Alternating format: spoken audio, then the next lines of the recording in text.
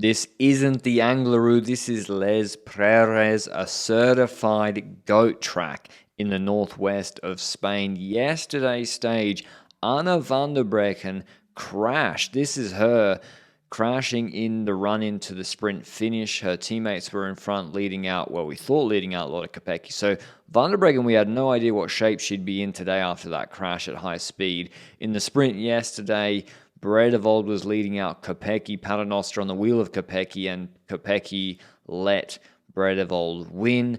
Thankfully today we had a different stage. This was the fifth sprint in a row. You can see Kopecky putting on the brakes when she's sure that Bredevold can win the stage. Today's stage, finally, we have some climbing from Gijon to Les Praeres Nava. It is a 20-minute 4K, 13% absolute wall, and it's tricky. The run into this had an important crash, I think, for maybe Sivakov in the 2022 Vuelta when Remco destroyed everybody on this. Louis Meintjes won from the breakaway. And yeah, it's so steep and it's going to start raining. We see crashes from Maeva Squibon. There's also a crash later, I think, from Paula Blasi. She has a mechanical. She comes back. The roads are drying and then it's going to rain again later. So the Vuelta here, making this final climb without losing time is tricky. We saw a move from Koch, though. She was trying to take some points for the points jersey. Bredevold took away the points from her, which means Kopecky, I think, mathematically seals it. The second important crash was Sarah Van Dam from Visma Lisa bike.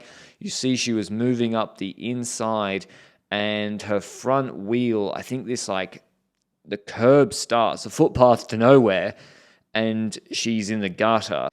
And then her front wheel, I think, hits that curb head on and her front tire just explodes. So crashes before. She thankfully got up and finished the stage. Looked like it could have been worse with that guardrail there. And then Faulkner's positioning Kerbal.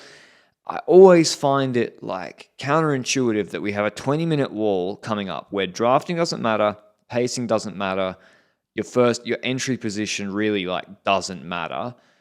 And we see Kerbal and others just going full in the descent and sprinting. And then you get there, it's okay, well, it's a 20-minute watt per kilo threshold test where you don't want to start that with a 1 minute or 2 minutes of spikes and surges. And the woman who was not surging, who was doing one tempo like she did it on the Mur de Huy for a decade, Anna van der Breggen just brings Kerbal back, goes straight to the front, and she starts to absolutely drill it. Pauline Ferrand-Prévot dropped Bunel coming back.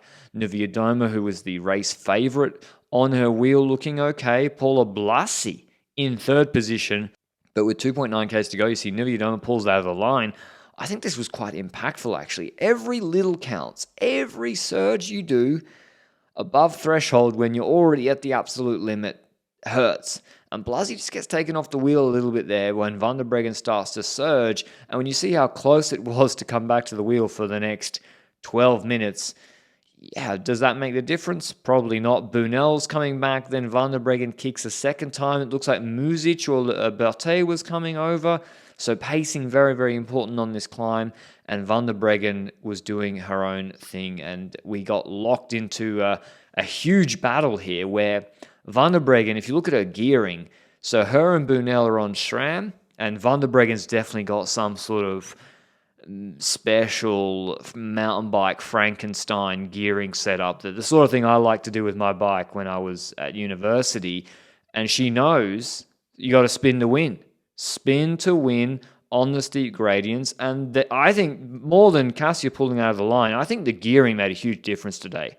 And Van der Breggen being able to spin, and I'll show you Blasi later on the climb. She's just doing strengthies. She's doing Mount Cootha backside strengthies on a Tuesday morning before working.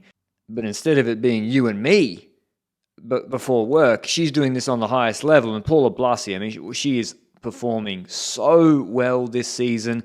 She's not even that small like a climber. She's a power climber in the Ardennes. She's not like Bunel, who's really, really small, who's built for these goat tracks.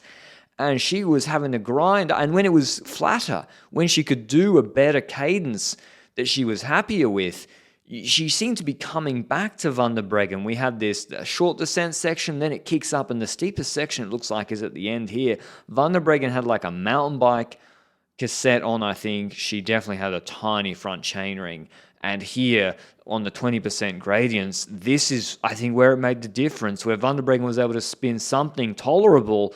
And here, Blasi is just grinding like 50 RPM. So Blasi, incredibly strong. She's going to podium this Vuelta most likely, which no one could have predicted at the start of the year. She's the breakout star of this year. But Anna van der Breggen, with the experience, with the climbing pedigree, she wins the stage, puts one hand on the trophy.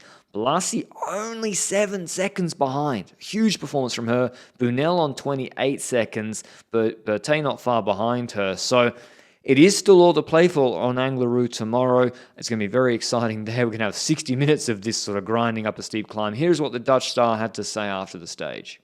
Well, it was a really hard day. The whole day was fighting, and climb like this I think I never saw before. So it was it was a hard climb, but also yeah, nice. I mean, the girls take care of me all day, and then yeah, I mean, I actually wasn't feeling so good in the beginning of the race because I still could feel the crash from yesterday, and I had a muscle which was really painful, but it was getting better and better. So in the end, I had the confidence, like, yeah, I should be able to ride normal, and then I mean, finishing like this, yeah, I'm incredibly happy. How was that climb? Yeah. Yeah, it was special. I mean, it started steep and it finished steep, and it's just I tried to get a good pace, but yeah, I mean, at one point it's far, and then yeah, I mean, you need to pace it well, but also, you know, it's not that long today. Tomorrow is way longer, so try to do well, and luckily in the end it was enough. But as I said, in GC, it's 18 seconds, but you can lose 14, 13, 15 seconds with the bonies on Angleroo. It's going to be 60 minutes when you include the warm-up climb at the start, 60 minutes plus. I mean, you can lose that 18 seconds in the last 500 meters, no problemo. So Van der Breggen in a great position, looked the best today, but I'm hoping Blasi can push her tomorrow.